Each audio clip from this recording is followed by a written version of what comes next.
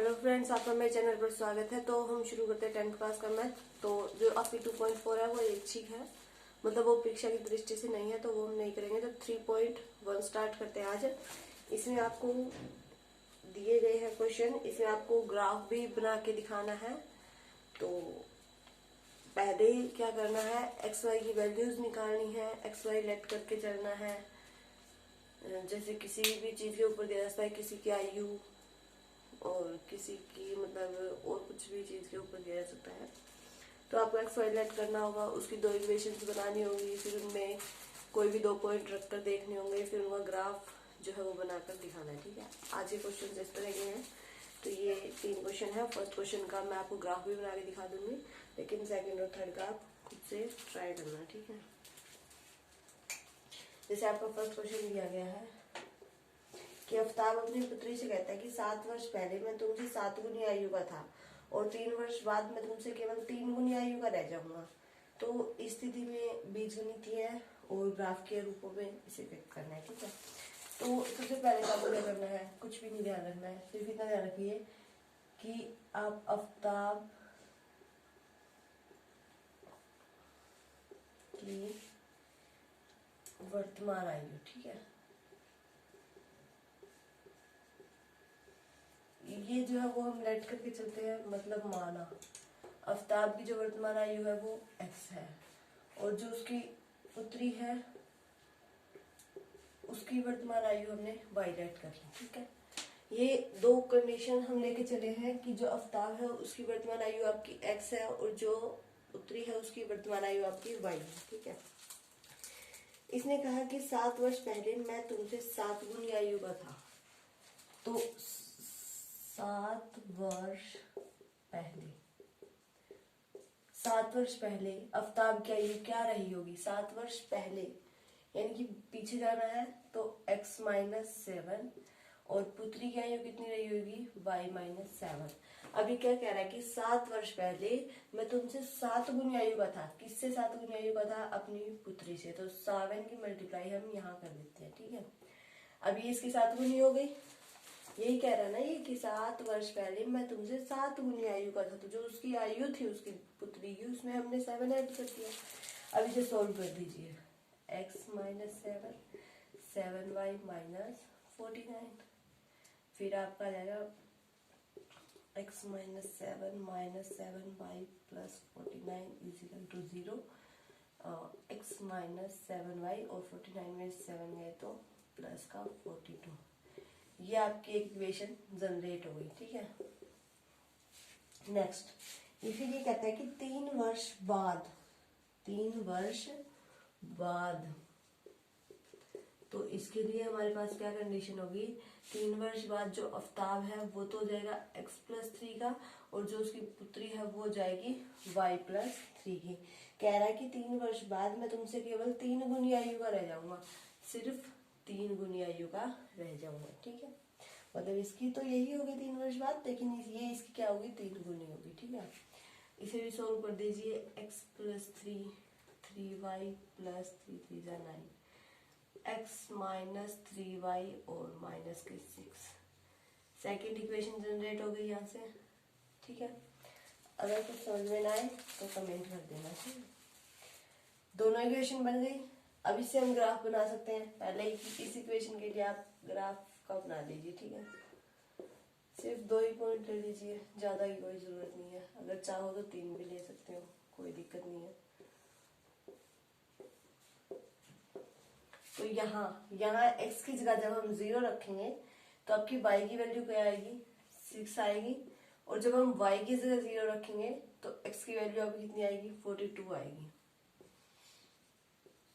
ठीक है, नेक्स्ट यहाँ x की जगह जब हम 0 रखेंगे तो आपकी y की वैल्यू माइनस का 2 आएगी और जब y की जगह 0 रखेंगे तो आपकी x की वैल्यू 6 आएगी। ठीक है, तो अब हमें ग्राफ बनाना है।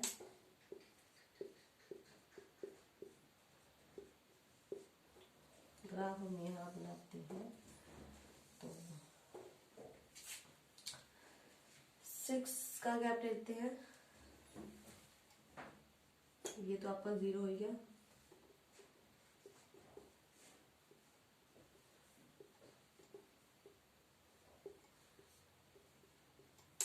ये क्या है हमारा एक्स एक्सिस, ये माइनस एक्स एक्सिस, ये वाई और ये माइनस वाई, ठीक है।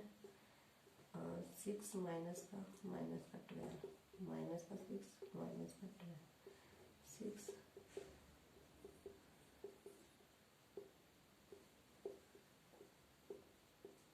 अब 6 का ले लीजिए, या 2 का गैप लेंगे बहुत ज्यादा हो जाएगा क्योंकि 42 आ गया ना, या फिर आप वहां पर पॉइंट कुछ और रख लीजिए, ठीक है। या फिर 5 का ले लीजिए, तो उसमें आपको थोड़ा देखना पड़ेगा कि 40 के बाद 42 कहाँ से आएगा, ठीक है। तो x 0 है तो y हमारा 6 है, और जब y 0 है तो x हमारा 42 है, ठीक है। एक लाइन तो आपकी ये बन गई कुछ इस तरह की, ठीक है। नेक्स्ट क्या कह रहा है कि x अगर 0 है तो y 6 है, y 6 है, नहीं, x अगर 0 है तो y -2 है, तो यानी कि यहाँ से आएगा कुछ। और जब y 0 है तो x हमारा 6 है, मतलब ये यहाँ से आएगा, ठीक है ना। नहीं कुछ गड़बड़ होगी, ग्राफ अच्छे से बनाना।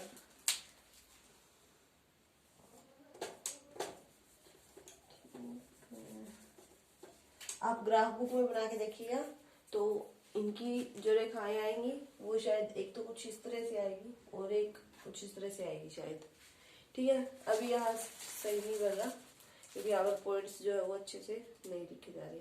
तो इसे मतलब सोल्व इस तरह से करना है, आपको 2 इक्वेशन बनानी है और उनको फिर ग्राफ रूप में रखने के लिए उसमें पहले पॉइंट्स रख के देखने हैं, उसके बाद उन्हें ग्राफ में आप रख सकते। नेक्स्ट दोनों की मैं इक्वेशन लिखवा देती हूँ, ग्राफ आप खुद बनाना, ठीक है। नेक्स्ट क्वेश्चन है कि क्रिकेट टीम के कोच ने 3900 रुपए में 3 बल्ले और 6 गेंद खरीदी। तो पहले आप मान लीजिए कि जो बल्ले हैं आपके वो तो x है और जो गेंद है वो y है, ठीक है। अब आपके लिए आसानी रहेगी इस इक्वेशन बनाने में। पहले क्या करेगी कि क्रिकेट टीम के कोच ने 3 बल्ले और 6 गेंद कितने रुपए में खरीदी, 3900 में, ठीक है। नेक्स्ट ये कह रहा है कि उसी प्रकार का 1 बल्ला और 3 गेंद इसने 1300 रुपए में खरीदी, ठीक है। अब देखिए बल्ले हमने क्या माने हैं x, तो 3x और प्लस करना है क्योंकि दोनों चीज इकट्ठी खरीदी है, तो 6y = 3900, ठीक है। Next x + 3y = 1300, first equation. Second equation, इसमें से आप चाहें तो 3 कॉमन भी निकाल सकते हैं, कोई दिक्कत नहीं है, ठीक है। इक्वेशन आपकी बन गई, दोनों में पॉइंट्स पुट करके देख लीजिए और फिर दोनों में पॉइंट्स पुट करने के बाद उनका ग्राफ चित्रित कीजिए। मेरे ख्याल से सेम ही आएगा क्योंकि इसमें से आप 3 कॉमन निकाल देंगे तो आपकी यही इक्वेशन जो है वो जनरेट हो जाएगी, तो आपका ग्राफ भी दोनों का सेम ही आएगा, ठीक है। और नेक्स्ट इक्वेशन हम बना देते हैं कि 2 किलो सेब और 1 किलो अंगूर का मूल्य 160 रुपए है। तो वही देखिए अंगूर और सेब है, तो सेब को हम x मान लेते हैं और अंगूर को हम y मान लेते हैं।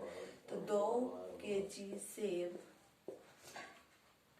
और +1 kg अंगूर, इनका रेट 160 रुपए था। फिर 1 महीने बाद 4 kg सेब प्लस 2 kg